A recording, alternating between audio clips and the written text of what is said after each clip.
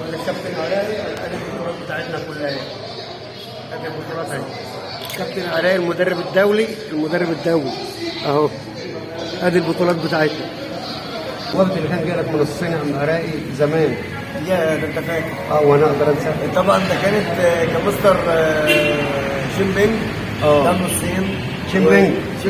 هو احنا هنا في مصر بنقول عليه يعني الاسم عندهم احنا بننطق اسم الاب الاول. تمام. قبل يعني مثلا بنقول شينج. لا هو اسمه اصلا الحقيقي بينج تشينج. اسمه بينج. ده يعتبر من الناس اللي هي افضل جامد قوي على مستوى الصين. كان بيمرن في المركز الثقافي الصيني، وكنا عاملين هنا بطوله وكان موجود فيها ناس من السفاره الروسيه، ويمكن الحاجات دي موجوده على صفحه مصر الفنون القتاليه عليها كامل. موجود عليها، وكان موجود معانا هنا ناس موجوده من برضه من السفاره الامريكيه. وكانت التوقيت تقريبا كانت في يناير، كانت في 11 في ايام الثوره. بس برضه 11 بس برضه الناس كلها جايين ثوره ولا كان عندي ضيوف بطوله. يا عمي لا هو انا راجل بص، انا راجل لا افقه شيء في الحياه غير الرياضه. انا راجل متطوع سبق القوات المسلحه. حياتي كلها رياضه، بلعب رياضه من 83 فعشقي للرياضه، بميل للرياضه جامد قوي. اما السياسه مش بتاعتي، ماليش فيها. انا لما متواجد في الجيش انا حامي حمى البلد بان انا متواجد مكلف بان احمي المكان الفلاني او الكيان الفلاني فبحميه. الى ان بقى طبعا الحمد لله دلوقتي بقى بقيت طلعت من القوات المسلحه، وبقيت حياتي كلها رياضيه ما بين طبعا التدريب للدورات المسابقات، والحياه يعني ماشيه. لان عشقي طبعا في الرياضه، لان الرياضه يعني جسد صحي قوه. فتعلمنا كده من تدريباتنا في التمرينات ومن الجيش. طبعا. والنهارده معلش لو انت راجل النهارده في القوات المسلحه وضعيف ما تقدرش تشيل سلاح وتشيل الناس. النهارده لو انت بص بصحه كويسه مش هنشوف الامراض اللي موجوده دلوقتي. الرياضه شيء مهم جدا في حياتنا. الصحه هي اساس كل حاجه، واساس الصحه رياضه. مفيش رياضه مفيش صحه. طب انت بتاكل وقاعد ما بتعملش رياضه، جسمك بايظ.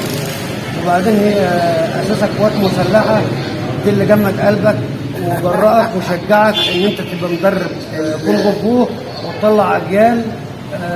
انت مطلع اجيال كتير يا عم علاء. الحمد لله. مش عايزين نعد اسامي من غير اسامي.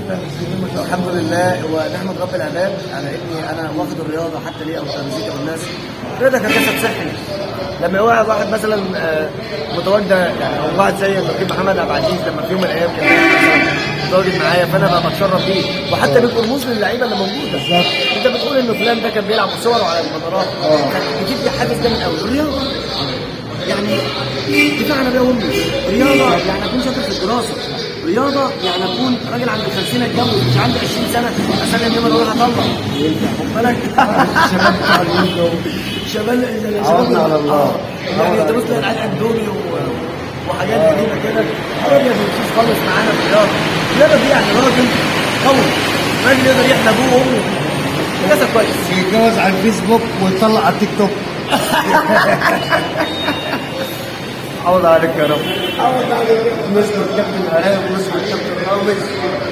والكابتن رامي كان شرف كبير لينا والله. نورتنا يا عم رامي. وده الكابتن رامي نجم مصر ونجم شبين القناطر ونجمنا ومدرب كبير، والمدرب المساعد مع الكابتن عراقي مدرب أكاديمية العرب ومدرب أكاديمية العرب بكفر شبين. ده احسن. شبين قناطر. انت هتقول على كفر شبين؟ ده انا متربى في كفر شبين يا عم. ده انا متربى في كفر شبين. عند السلخنه ولا جوه؟ لا جوه في المنشيه. ايوه هناك كده. احسن ناس بتوع كفر شبين وطحا والزاويين. شرفنا يا عم رامي. اقول قولي هذا واستغفر الله لي ولكم، والسلام عليكم ورحمه الله وبركاته. شرفتنا يا عم رامي.